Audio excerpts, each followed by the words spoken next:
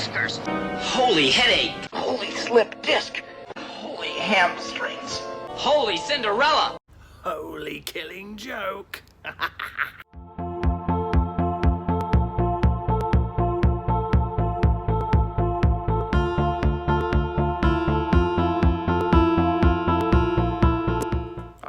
I'm very sorry. That was my best impression of Mark Hamill. I'm really sorry. So yes, friends, I am so glad that you came here to Theorycraft and you chose not to go to another channel and you wanted to spend a few minutes of your time with me today. Won't keep you for very long, but this is just going to be hopefully a very quick video. I'm going to try and keep it short.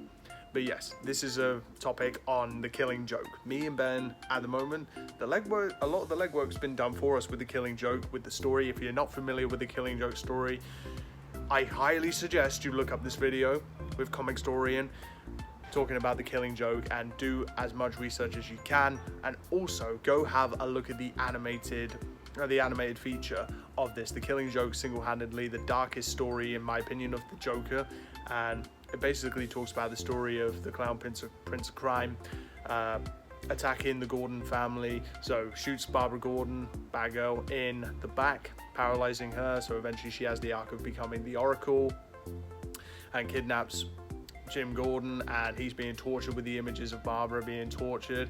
And basically it's this diabolical scheme to basically prove the point that all it takes is one bad day to drive somebody insane. So that's what we're talking about today. So we're going to go into all that. So the Joker, obviously the most iconic Batman villain that there is, my favorite villain. There's been so many incarnations of the Batman and the Joker. So we've had, for the Joker, my personal favorite, Heath Ledger, but arguably the best one without a doubt, Mark Hamill. Fight me. The Mark Hamill, the iconic voice of the Joker in The Killing Joke. You have to watch his performance just as the Joker is just, it's just gorgeous.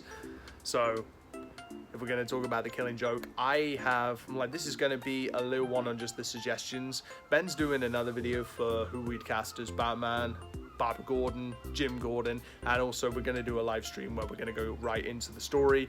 A lot of the legwork's been done for us, but it's fun to have a play around with it and adapt it into a full-fledged R-rated movie. So we're going to talk about that in the stream, but for now, I'm just going to stick to casting the Joker. So I have 3 possibles for the Joker, and I'm going to leave the best one for last. I'm going to talk about Adrian Brody first as a possibility for the Joker. Adrian Brody, one of the best method actors there is, period. After seeing his performances, such as in The Pianist, for example, where he plays basically a Jewish prisoner in World War II, and the way he goes through the method acting in order to convey that element that he's lost everything, is that he really broke up with his real life girlfriend, really sold his phone, his apartment, he lost basically everything, sold everything he owned, just so he could have the whole kind of feeling of being lost, so he could regain into that character. One of the best method actors there is. His performances, such as maybe in King Kong as well, as Jack, his performances are just absolutely legendary for me, and one of the best method actors that I could ever think of. But it'd be a really dynamic change to see him as the Joker. We've seen him play a lot of really serious roles in various other films, and he just seems to be such a great fit for having a lot of seriousness. I'm not sure how he would fare with sort of the comedic aspect, the darker aspect of the Joker, as he has this kind of just natural charisma, the Joker I mean, as it's just this natural charisma where it's infectious, and it's very difficult to replicate. It's very hard to capture that magic. I mean, you had Jack Nicholson as the Joker, you had Heath Ledger's Joker, which is so much more dark and evil and twisted. Jared Leto, I think Jared Leto as the Joker sucks. Sorry, my opinion. You can fight me if you want in the comments. So the different incarnations that we've had, Mark Hamill, obviously the best one, even though he's only the voice of the Joker, but it doesn't matter. So Adrian Brody, definitely one very good choice for me. Number 2, I'm going to go with William Dafoe, or Green Goblin as you know him, Norman Osborn in the first Spider-Man film. So it was kind of from that performance as Norman Osborn, aka the Green Goblin, where he has that kind of element of having like a second personality. So his performance when he's doing like the whole cackle, when he's he's got that voice and that whole persona going. He just seems to have that element of that kind of sense of humor, but also the dark and twisted nature, which maybe goes into more of a Heath Ledger kind of Joker for me. But he already looks like the Joker. I mean, you've seen probably so much fan art of William Dafoe in the Joker, like as Joker in, sorry, technical issues. You've seen the fan art with the Joker makeup on William Dafoe's face, and he looks just like the Joker. And I just feel that with the performances that he's done, there's the most recent film which he's done with Robert Pattinson, the new Batman, which I find absolutely amazing. He just gets so into his characters and has such a serious yet almost a comedic kind of sense about him, and that is again a really infectious quality. The guy is just absolutely fantastic in any kind of role that he's in. He's just perfect.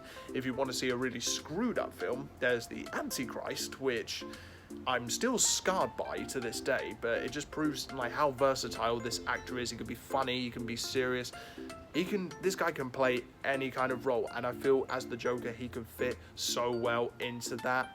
It's just, especially if just that parallel between the Green Goblin and you put him in the Joker role, it just seems to be one heck of a perfect fit for William Dafoe in my opinion. Number 3, saving the best one for last, and that is, of course, Jim Carrey. I mean, who else could it be? Jim Carrey. This guy is the most versatile actor I have ever seen. This guy can do it all, and you've seen him play quite a lot of serious roles, and quite a lot of serious roles very, very well. I mean, if you're gonna have the kind of serious underlying tones where you have kind of a break in sanity, where you have whereas that insanity which the Joker has in The Killing Joke, when you have those elements where he kind of snaps out of it and you see much more of a humanity kind of behind the Joker as he's having that kind of dialogue with Batman at the very end of the film, when he's telling the Joker about the 2 prisoners that escaped from the asylum and talking about the story of the flashlight, and that is just one heck of a cool story to do. So if you're going to do that kind of story, it definitely needs an actor who has a much more of a range, such as if you have the Joker if you have Jim Carrey, in the role of the Joker. So you have films which he's done such as The Mask, you have all kinds of things such as Yes Man, you have Bruce Almighty. The guy is just so funny, and and also in The Grinch as well, the way he's able to twist his face and he's able to do all these crazy expressions, and seeing how mental he can be, such as in The Grinch, it just seems, I just don't see any other fit as the Joker, and I don't know how he's not been cast as the Joker yet, but hell, we're casting him for this fan film as I want him as the Joker. Ben's going to do a few different variations of that. He's probably going to do his own picks, and he's doing more of the picks for Batman, which some of them may surprise you. He does have what I believe is the perfect actor to play Barbara Gordon, which some of you may disagree, but just give it a shot. Just go watch on YouTube, go look at scenes of these people. I think it would be a pretty good fit. So with Jim Carrey, the comedic aspect and also the seriousness as well, and if you take a look at his real life personality, I just cannot see why he would not be the Joker. And he looks the part, the way he's able to contort and twist his face, the way he's able to switch from himself and into characters with ease.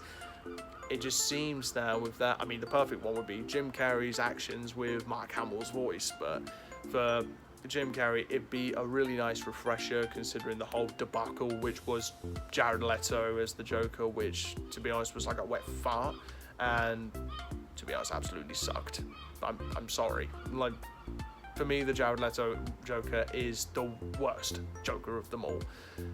Best one so far for me will have to be Heath Ledger. I love the whole seriousness, the whole dynamic which he brought to that role. Obviously he's passed away like back in 2008, God rest his soul, but I just feel for reigniting the kind of insanity and the kind of idealization that the Joker has of it takes one bad day to drive somebody to insanity and drive somebody insane. I mean, the point is that he's trying to drive, the point of the Joker when he's in this story, when he's trying to drive Batman insane, he's trying to kill him, but that's his main code. He will not kill.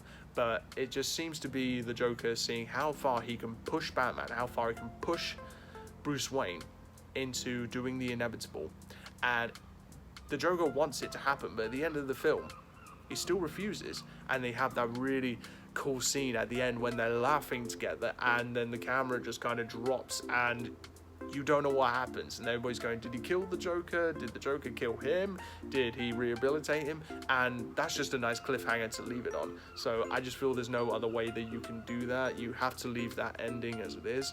So I feel that we've got a Joker. I feel the perfect Joker, without a doubt, is Jim Carrey. It can't be anybody else, in my opinion, after his performances in The Grinch and such. The way he's able to contort, twist his face, the guy's just perfect. So those are my picks for the Joker, but the main one has to be Jim Carrey. Do you disagree? If so, tell me about it, why, in the comments, and we'll see you guys hopefully in a very next video. We'll be streaming every Sunday. Every Sunday is our regular streaming day. We're going to try and get a few more videos out there for you, so that's what we plan on doing. So I'll see you guys in the very next video. If you have any other alternative picks for who would make the perfect Joker in the Killing Joke story, then please do let me know in the comments, as we want to hear from you. So I'll see you guys in the next video, and we're gonna get ready to rant. Oh, sorry.